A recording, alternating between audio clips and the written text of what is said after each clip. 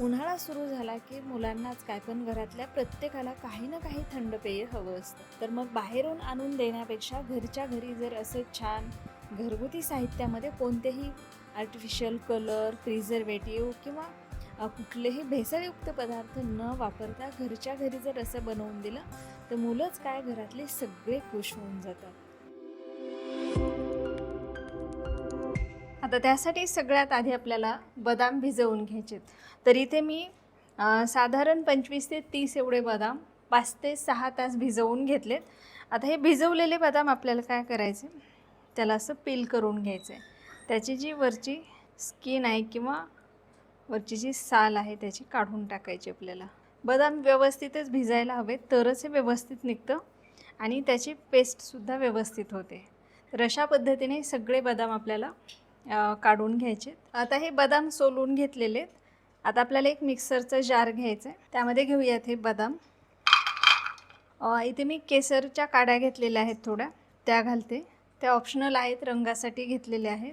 आणि यामध्ये आता आपल्याला थोडं थोडं दूध घालायचं आहे आणि या बदामाची एकदम बारीक अशी पेस्ट तयार करून घ्यायची. सुरुवातीला मी थोडंसंच दूध घालते आणि मिक्सरला फिरवून घेते. अशा पद्धतीने एकदम याची फाईन पेस्ट करून घ्यायची आपल्याला. आता हे बाजूला ठेवूया. आता बदाम शेक बनवण्यासाठी आपल्याला दूध लागणार आहे.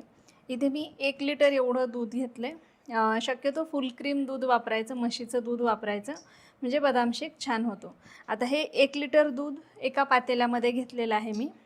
त्याची साय वगैरे अजिबात काढलेली नाही. आता काय करायचं, याच्यातलं थोडंसं दूध आपल्याला काढून बाजूला ठेवायचं आहे. बघा, साधारण अर्धा कप एवढं दूध घेतलं मी. आता हे बाजूला ठेवूयात आणि हे दूध आपण गरम करून घेऊयात. आता दूध चांगलं गरम झालेलं आहे. यामध्ये आपण घालूयात जे आपण बदामाची पेस्ट तयार करून घेतलेली आहे ती. फ्लेम आता कमीच ठेवायची आपल्याला. आता बदामाची पेस्ट घातल्यानंतर याला आपल्याला सतत ढवळत राहायचं आहे, नाही तर बऱ्याचदा काय होतं, ही जी पेस्ट आहे ती भांड्याच्या तळाशी लागून राहते. त्याला एक चांगली आपण उकळी येऊ देऊयात.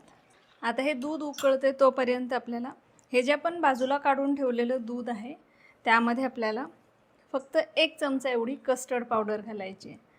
व्हॅनिला फ्लेवरची कस्टर्ड पावडर घेतली. खूप जास्तही घालायची नाही.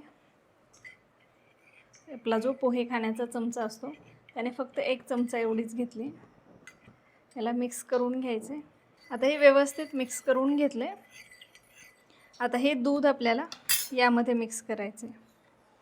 आता बाहेर जे आपल्याला ठेल्यावरती बदाम शेक मिळतो त्यामध्ये सुद्धा कस्टर्ड पावडरच जास्त प्रमाणामध्ये वापरलेली असते. बदाम तर ते लोक अगदी थोडेच वापरतात. आता हे सतत ढवळत आपल्याला चांगलं गरम करून घ्यायचं आहे. कस्टर्ड पावडरमुळे याला थिकनेस खूप छान येतो आणि फ्लेवरसुद्धा खूप छान येतो. आता कस्टर्ड पावडर घातल्यानंतर आपल्याला 2 ते 3 मिनटं सतत हलवत मोठ्या फ्लेमवरती शिजवून घ्यायचे आणि यामध्ये आपल्याला साखर घालायची आहे.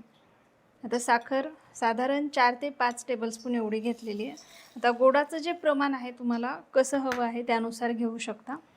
यासोबतच यामध्ये मी बदाम आणि काजू बारीक करून घेतलेले ते घालते.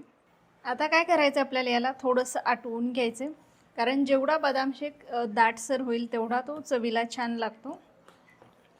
त्यामुळे याला सतत हलवत मी मोठ्या फ्लेमवरती थोडंसं आटवून घेते. आता इथे मी कस्टर्ड पावडर अगदी थोडी वापरलेली आहे, तुम्ही त्याचं प्रमाणसुद्धा वाढवू शकता. आता 10 ते 12 मिनटं याला मी मोठ्या फ्लेमवरती आटवून घेतले सतत हलवत. बघू शकता बऱ्यापैकी हे दाटसर झालेले.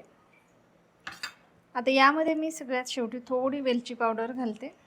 पुन्हा मिनिटभर याला उकळून घेते आणि आता गॅसची फ्लेम बंद करून हे गार होण्यासाठी ठेवते. आता गार करताना सुद्धा यावरती साय जमा होऊ द्यायची नाही, आपल्याला याला हलवत राहायचं, म्हणजे हे छान एकसारखं होतं.